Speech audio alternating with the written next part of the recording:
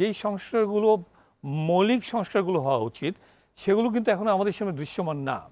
আপনি ধরেন আসলে যে 4-5টা তরুণ ছাত্রকে গুলি করে ভ্যানের উপরে ফেলে দিয়েছে, তখন অনেকেই তখনই জানতো যে মানে অনেকে নাকি প্রাণ ছিল, কিন্তু সেই জীবন্ত অবস্থায় পুড়িয়ে দিয়েছে। যে ছেলেকে এপিসি থেকে ফেলে দেওয়া হয়েছিল সেই ছেলেটিরও প্রাণ ছিল, ইয়ামিন, যে ছেলেটার নাম if I am not wrong, এমআইএসটিতে পড়তো।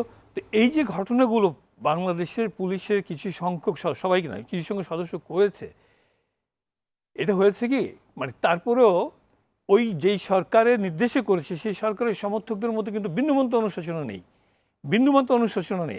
আমি গত পরশুদিন ফেসবুকে একটা ছবি স্ট্যাটাস দিয়েছি, আমি পরিচিত আওয়ামী সমর্থকরা সেটা হাহা রিয়েক্ট দিয়েছে।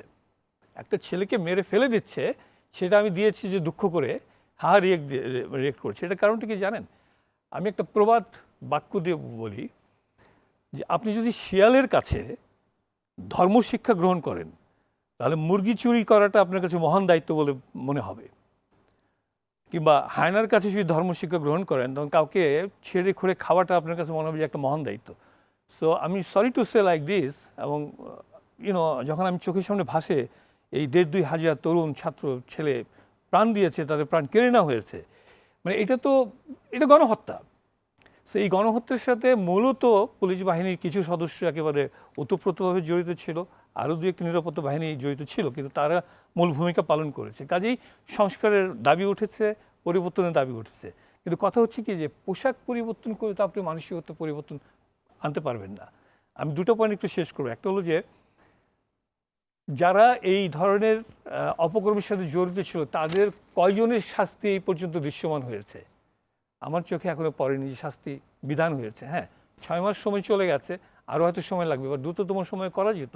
অ্যাটলিস্ট সবার মানে যারা শহীদ হয়েছে, শহীদ পরিবারের সান্ত্বনার জন্য যে আমরা শাস্তি প্রদান করছি, ওটা দৃশ্যমান হয়নি। দৃশ্যমান হয়েছে কি পোশাক পরিবর্তন। আপনি একটা জিনিস খেয়াল করে দেখবেন, এটা কি সময়োচিত হয়েছে কিনা মাহবুব ভাই ভালো বলতে পারবেন পরবর্তীতে। আমি শুধু দুটো পয়েন্ট বলি। যেখানে আর্থিক সংকটে বাংলাদেশ রেভিনিউ যোগান দিতে পারছে, যথেষ্ট পরিমাণ রেভিনিউ কালেক্ট করতে পারছি না বলে আমরা কিন্তু ট্যাক্স ফাইলিংয়ের ডেট মাসের পর মাস বর্ধিত করছি।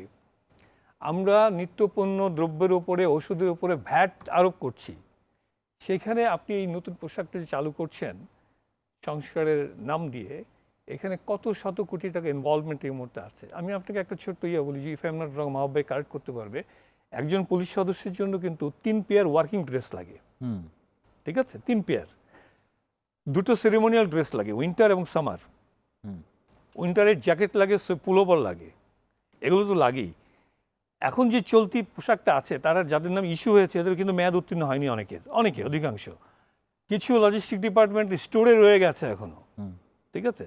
সো এই আর্থিক সংকটের সময় নতুন করে আপনি যদি পোশাক পরিবর্তন করে ভাবেন যে একটা পরিবর্তন করে দিয়েছি, জনগণ একটু স্বস্তির নিঃশ্বাস ফেলবে, এই ব্যাপারে আমি দ্বিধান্বিত।